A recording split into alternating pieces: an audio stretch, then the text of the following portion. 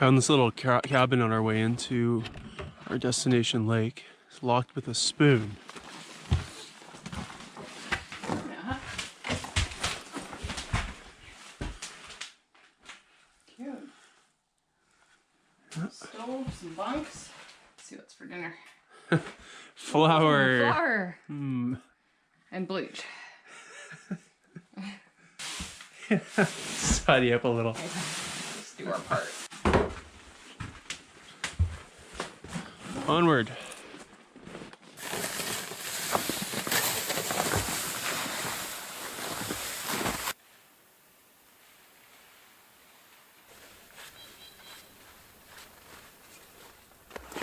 Okay, I think we got a nice spot in the woods here. Our tent is 11 by 11 and has to be staked out, so we're gonna make sure the spot's big enough before we do too much work here. Just lay it out. Okay. Yeah, should just fit. Yeah. And we'll have lots of trees to stake out to tie onto. That's a nice It's thing, yeah. Yeah, it might be perfect. Yeah.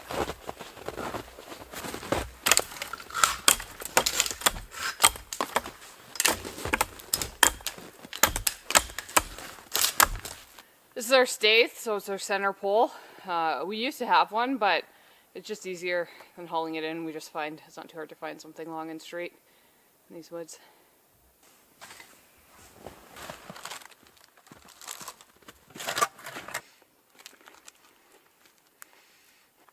Oh, that is good cheese. The cheese is a little frozen. It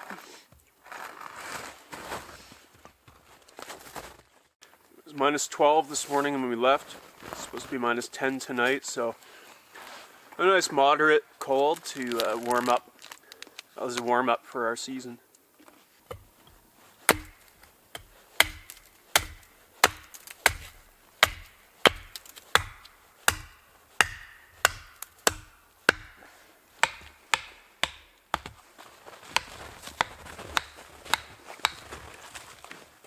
We got this possum gear strap, so it's a strap for the tree, and you just loop it around a bit, and then you attach carabiners that came with it, and so you can just easily kind of hang stuff from the tree, keep it off the ground. And I'm going to use it right now for the just the sheath for the axe. I find in the winter it's really easy to lose if you misplace it. It'll be really handy for winter tools, so just use that. And then it comes with some carabiners that clip to it. So I was just thinking, so I don't have to leave these things lying around in the snow where they can get lost easily. Buried, flip them in. There we go. Nice and handy. Yeah, I guess it would hold quite a lot of weight. Yeah, it says it's quite a bit. It's like 200 pounds or something. Cool.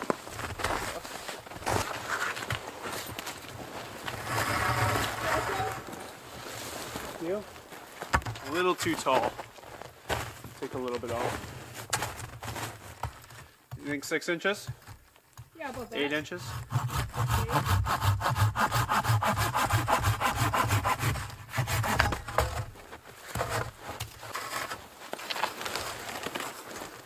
Good? Good. Alright. That's about right. Yeah, it's nice to have so many trees to stake out to. Yeah. Quite convenient.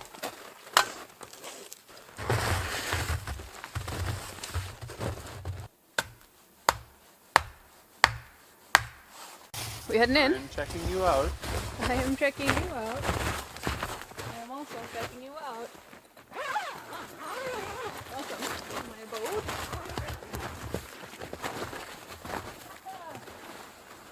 Lovely. That's not so bad. Alright. So, we're going to be sleeping here. Both of us here in the stove in that corner. But it's pretty lumpy and uneven, so I'm going to use some snow to even it out. Just bring this little folding shovel. It's a piece of junk, but it does a job for little things like this. Fortunately, we haven't had a lot of snow, so it's going to be hard to get enough to level it, but it'll do.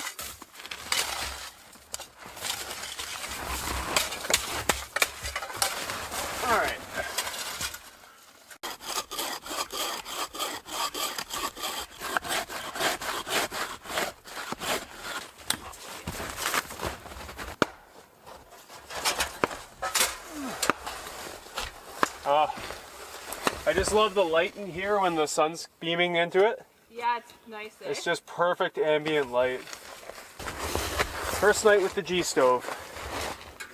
This is the G stove Heat and View XL. Heat and View because it's got a little viewing window here, and the XL is just a bit longer. I've got a video on this if you're wondering more about the stove. And this little burning platform, and then from under there you can scrape out ashes and keep your draft going.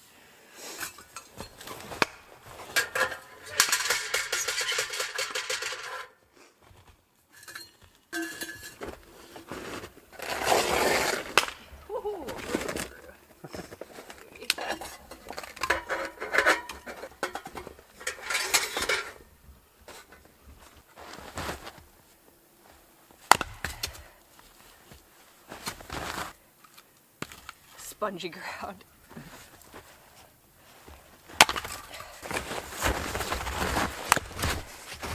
Oh, yes.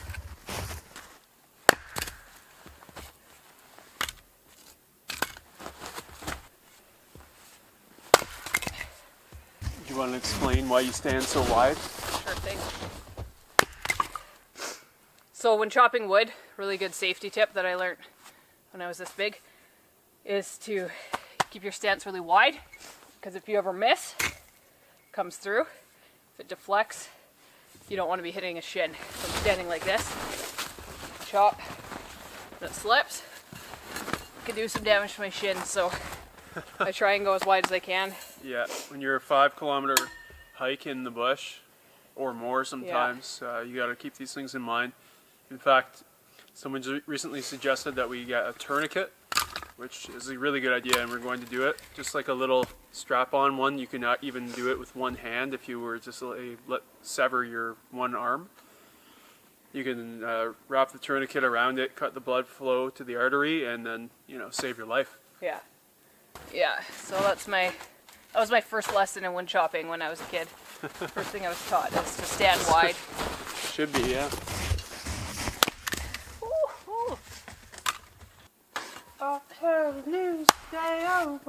What song is that? Beatles. Oh. Can't remember the name now. Alright, so I'm going to cut up this piece of wood into splitting lengths, and I'm going to saw it here because it's so much easier to saw when it's still attached, or it's got a certain amount of weight on the other end, so you don't have to hold it. When the log is moving all around when you're sawing, you're just wasting a lot of energy moving the log instead of cutting it.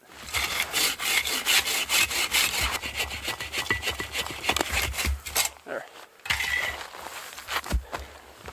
I'm going to take off some layers because this is hot work. I don't even bring a winter coat on trips like this where it's not brutally cold. I just have layers, so I've got merino wool base layer, this light fleece sweater, I've got the big wool sweater, and then this shell rain jacket for if it's windy and or wet. If it's minus 25, minus 30 in that range, then I'll bring my winter coat. But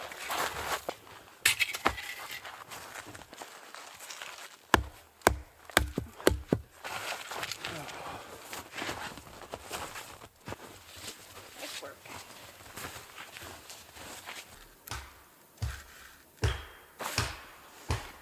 alright, this one's pretty long.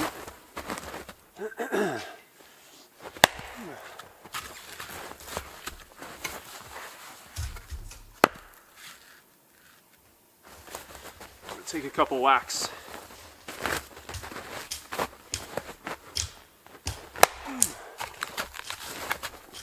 Now the other end. The ground is so spongy here. It's hard to keep the chopping block steady. There. Oh, that's a good feeling.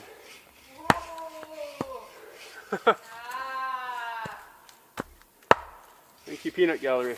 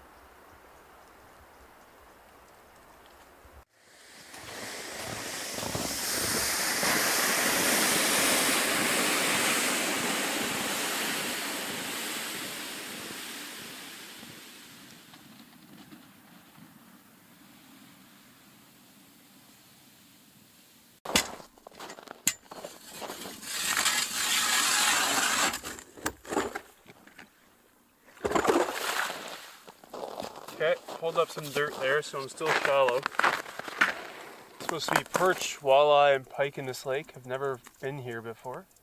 Yeah, it's pretty shallow. I'm just gonna move on.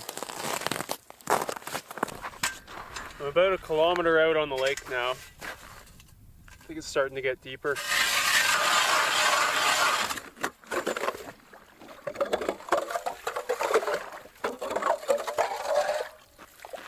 These are fresh blades, so they cut like a hot knife through butter. But they are, because they're so sharp, you also have to be careful just putting the cap back on and such. If you accidentally cut yourself, you know, these are just more things to think about while you're out here alone. It's still really shallow, not even 5 feet. I'm gonna go deeper, but I can clearly see that this part of the lake, the main basin, froze quite a lot later. It's very smooth, glare ice. Probably be great to skate on. And that is probably stronger ice, but whether it's deep enough or not, the ice thickness is the question. So I'll just go out, keep drilling cautiously. Really beautiful out here. Nice lake. All to myself, very quiet. Love a fish to cap off. Really the first day of our winter camping season. I'm drilling and it's still good. It's 4 inches of strong, good quality ice. But I'm about to hit the spot where the ice turns black, which is good. Black ice is good, but just again, it's the thickness that I'm concerned about. And as a result, I've got these picks around my neck, tucked into my sweater. So if you ever went through, a big part of the problem is trying to get yourself out. You're just like breaking ice and it just keeps breaking. But with these, you can pick your way in and pull your way out of the ice. So this is an important tool to have, especially for early ice.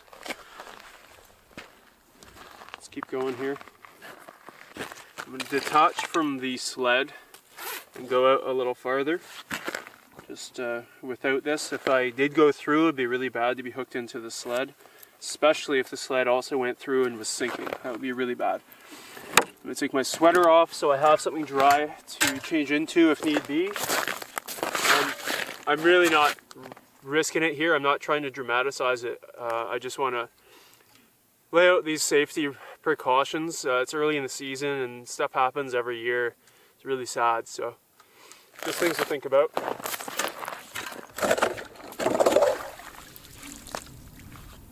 Really nice quality ice here.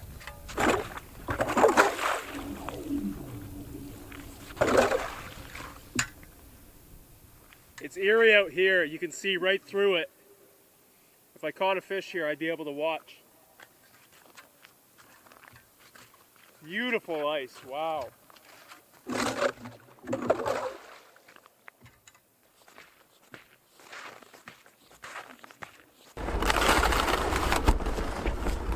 See that change, eh? Awesome.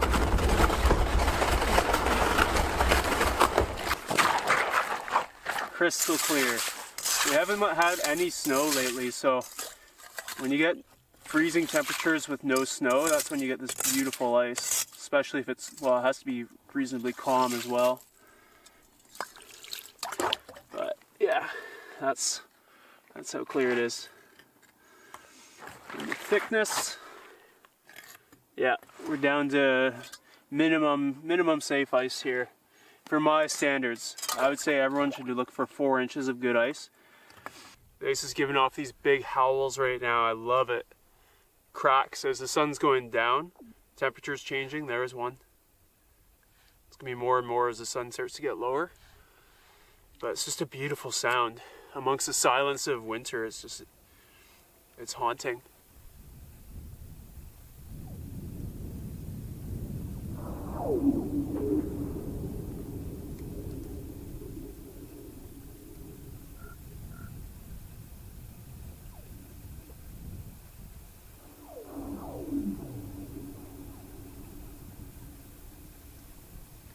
Listen to that ice.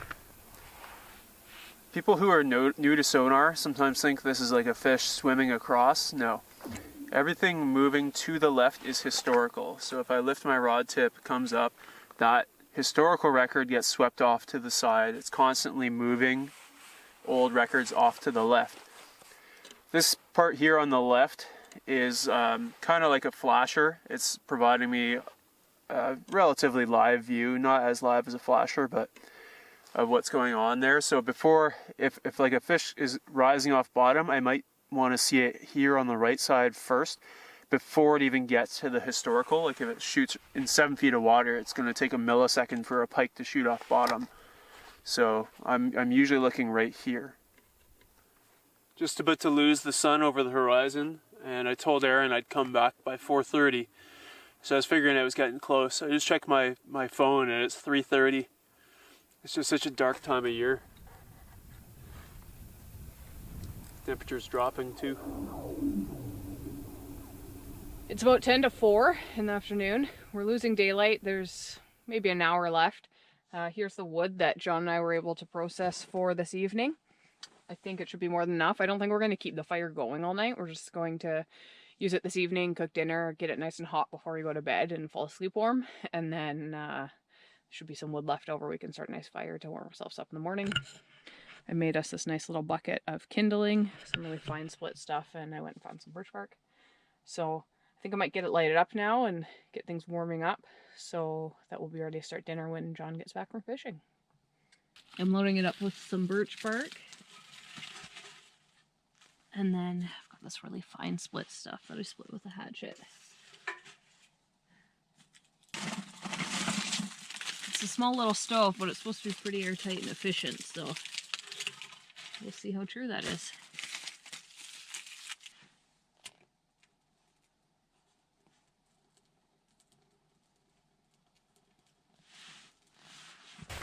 Still sun on the far shore, but I'm losing time, so I'm going to take off Old Faithful here, this flasher jig with the soft plastic paddle tail, and put on this little lipless crankbait. This could work well for walleye and pike, absolutely, but even a decent sized perch could latch onto this. The reason why I'm doing this now, while I'm running out of time, is because it has little rattles in it, so give me a better shot of attracting something or having something come into the vicinity to check it out.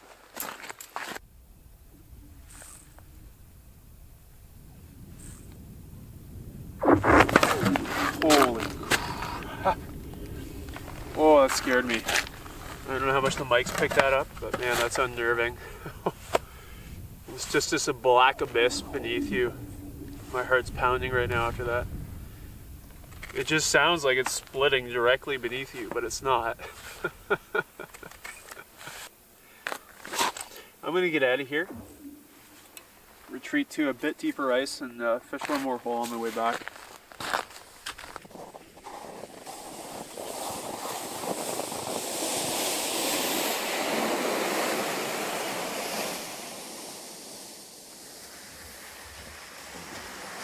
Hello? Hello. You fell asleep? No, I just got the fire going. Oh, nice. That's a nice smell to come home to. Pardon me? It's a nice smell to come home to, the fire roaring. Yeah, I thought it'd be a nice treat to get home to it. Nice to be out there. The ice is nice cracking like crazy. Oh yeah? Yeah. That's fun, eh? Yeah, it's exciting. Just love that smoke in the trees. Yeah, it's pretty cool, eh? It's beautiful.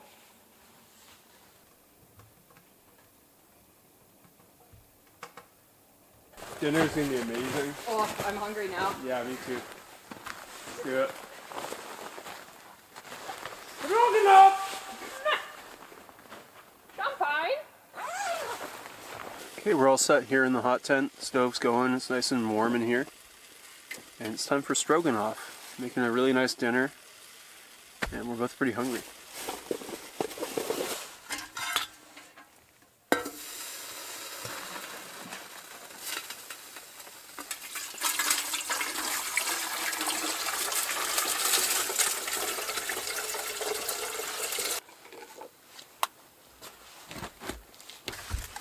So we did most of the vegetable and food prep at home for this mushroom stroganoff, but the garlic we wanted fresh, so we're cutting it up here.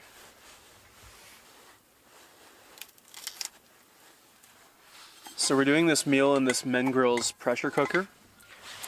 It's got a lid, and then it seals on with this little clamping screw. And yeah, we're gonna do stroganoff in here. Just gonna get oil on with garlic, mushrooms, and lots of mushrooms, cremini, and onions. Coming in. Thank you. Yeah. Red onion. Let's go with garlic. And about a pound of mushrooms. Oh wow. Yikes. That really fills it up. You're only supposed to fill these 2/3 full so that pressure can build in the top half. And so that doesn't clog the exhaust valves.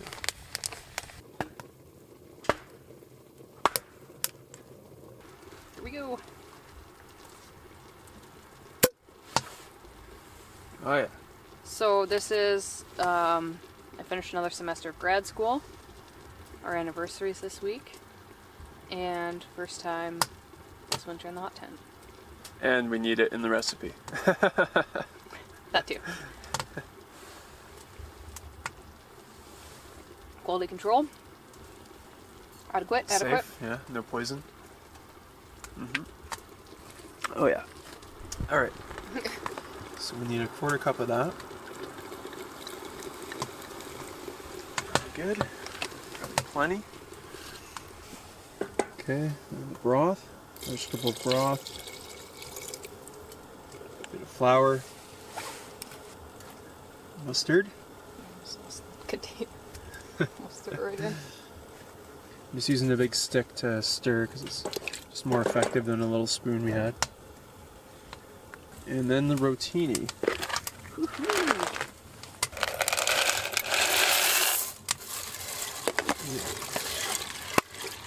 Okay, this kettle is boiling. I'm just going to take that off now. We just wanted to warm it up because the water was quite icy. So I'm going to close up the pressure cooker now. Just take these little handles on the side. And then the screw-on clamp, for lack of a better word. You don't have to screw it on too tight.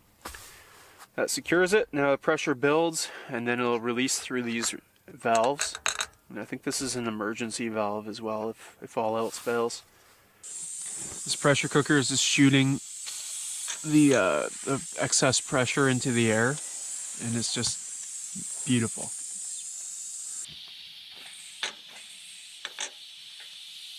Okay, take it off now and just let it cool. Okay, let's see.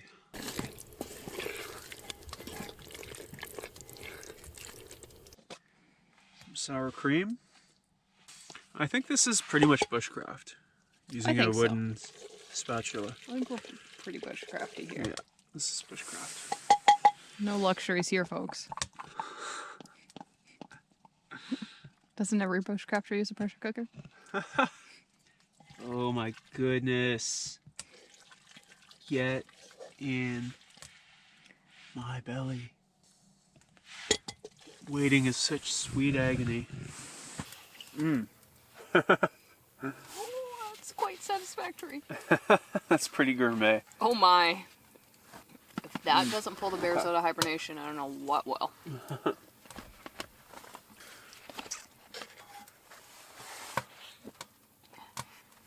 Alright, final treat of the night. Eggnog. Oh. Oh. Some rum. Put some cinnamon in here as well earlier, and I already had a squirt of the eggnog and it tastes delicious. Very festive. That was good. That is really good. Don't squeeze it on there. I'm not squeezing. Yeah, okay. It's a silicone bottle, so if you squeeze it, it'll collapse and shoot it out. Oh, that is good. That was really good. Give me some. Okay. Don't squeeze it. Okay. Goodness. Oh my. People are going to call you a booze hound. I just get the hiccups really bad sometimes. Okay. are the hiccups? I don't think science knows that yet. Oh. So I'll never One of the great mysteries. Alright, it's finally time to go to sleep. Now the question is, do you set an alarm to stoke the fire every 45 minutes, or just cold camp and light a good fire in the morning? With our sleeping bags, we can cold camp, but I think for at least a little while, it's only 8 o'clock. I'm just going to stoke it every 45 minutes. I'll set a timer, wake up, throw a couple logs in, restart the timer, and keep that going for a few hours at least. And then, considering it's going to be coldest tonight around 11, which is unusual. Usually it's coldest first thing in the morning. And then maybe I'll let it die out and just restart it in the morning. But yeah, that's it for today. We're just going to fall asleep to The Terror on audiobook, which is a great book to enjoy while you're all nice and warm out in a wintry setting. So, yeah, good night. Good night.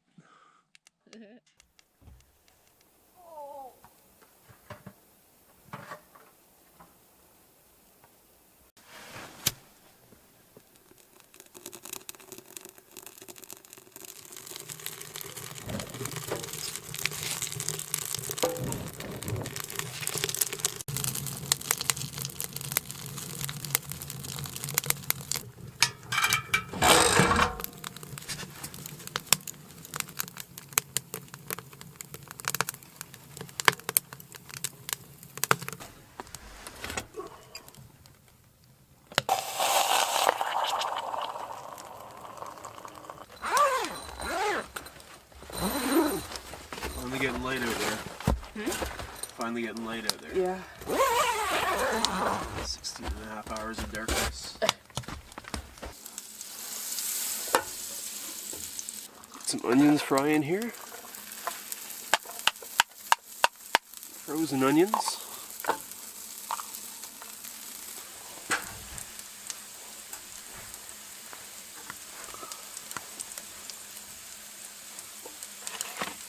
Okay. This is one of the best parts about a hot tent. My boots are nice and warm there. Snow pants are dry from being hung overnight on the string. So are my mitts. Such a comfort in the morning.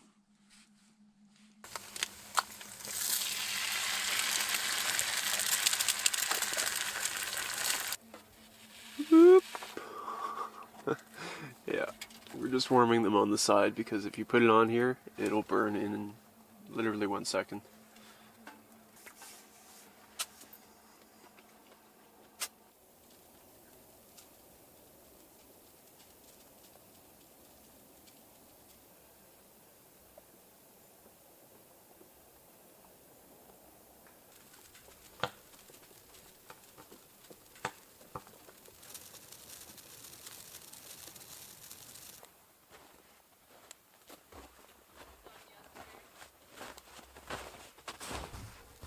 Very mild out this morning. I'm betting it's close to 0. Oh, still minus 5 or 6. The overnight low was around minus 10, minus 11, but that was at 11 p.m. oddly enough.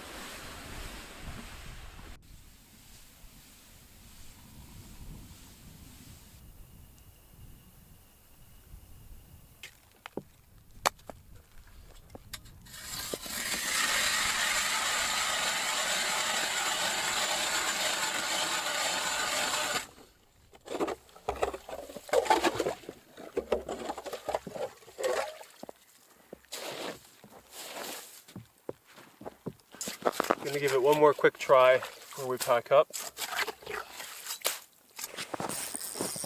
Fish on, pretty decent too. I'm betting it's a pike. Wow, I'm not gonna lie, I was just messing around on my phone because I got signal here. So I was really lucky to be able to get a hook set. And then I had to start the camera too. Oh boy. What do we have? This is interesting. It's definitely got a bit of power. I just want to look at it at least. Oh yeah, okay. Decent pike. Come on up, come on up. Yep. Oh, shoot. The challenge, so this is a 6-inch auger. So the hole is quite small. I should have doubled it up. It gives you a lot more angle to bring the fish up. Right now, a long pike like this is it's like trying to bring a big stick through a small hole, perpendicular. Okay, come on up, come on up. He's hooked in the corner of the mouth, so I shouldn't have to worry about getting bit off. Come on, come on. Yep. Oh shoot. Oh, sheesh. Oh my. Oh, he's pooping everywhere. Ew. And he got my glove, which I took off. All slimed, but it's a pretty nice little pike. Got my pliers handy there. Very nice. That's not a bad day's work right there. Let me bring this up a little. Okay. Oh man. That's a pretty solid. Oh. Sorry buddy. Hold on. You're going home. This one's a bit big for keeping. I would rather this one go back and keep spawning. Okay, thank you buddy. Thank you very much. Just hold him for a second. There he goes. Sweet!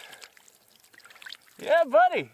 What a great little trip. Brought in a couple of weeds there. Yeah, he pooped all over here.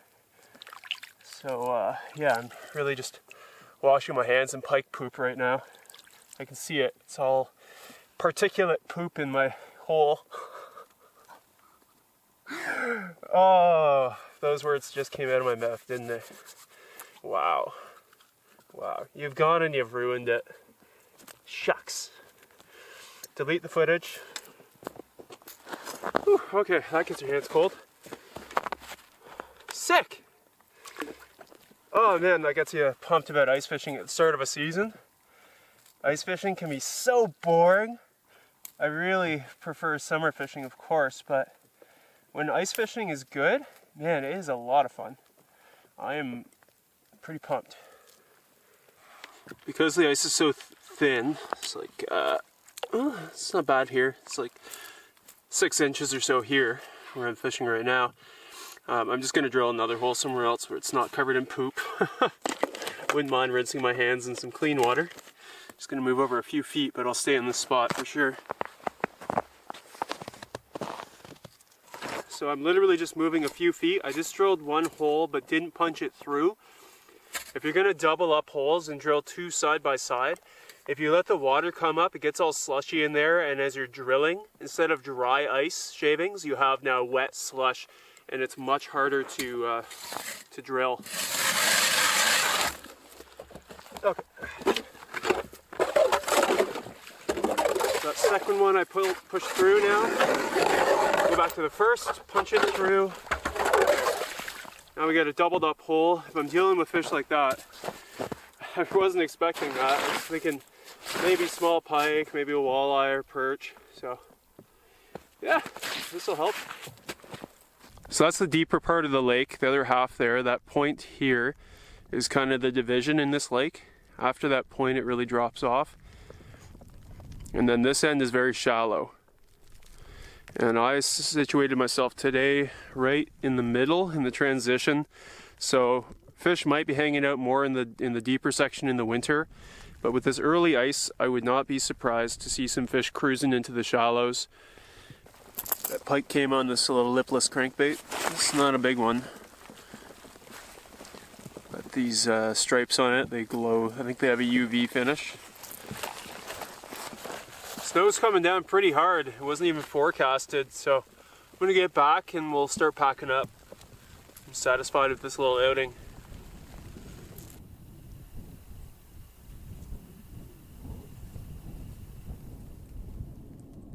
It's a beautiful afternoon out here, still just nice light snow. I'm starting to pack up. I've taken the stove out and the pipes apart. I'm going to clean the pipes using just a branch of balsam or something to get the creosote out.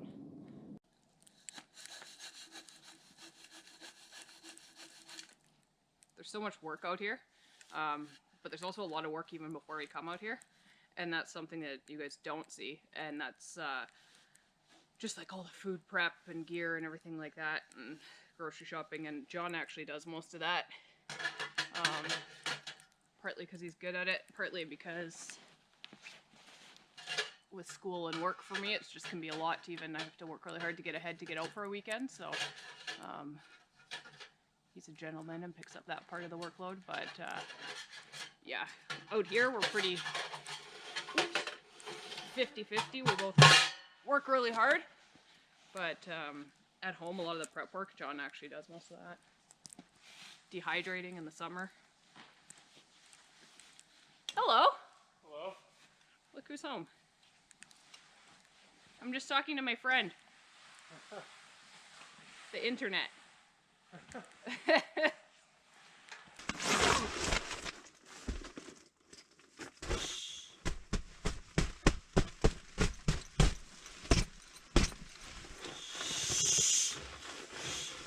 Gets a lot brighter in here when you knock the snow off.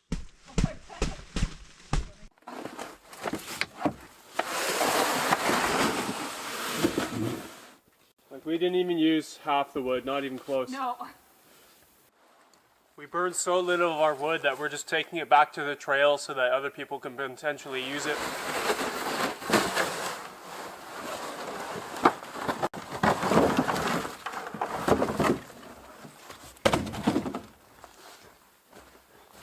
The smaller stove just needs so much less, especially because it's more airtight. Just have some crease. Some crease and crackers. Crease and crackers. Just having some cheese and crackers before we head out. We got a 5-kilometer haul, so through fresh snow now.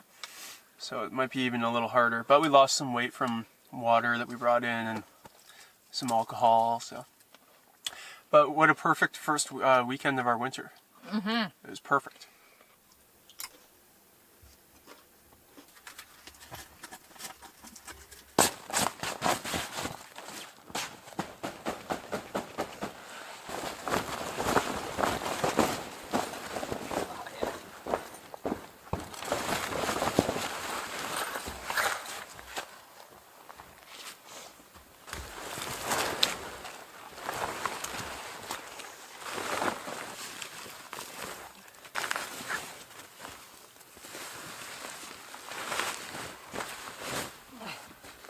Work.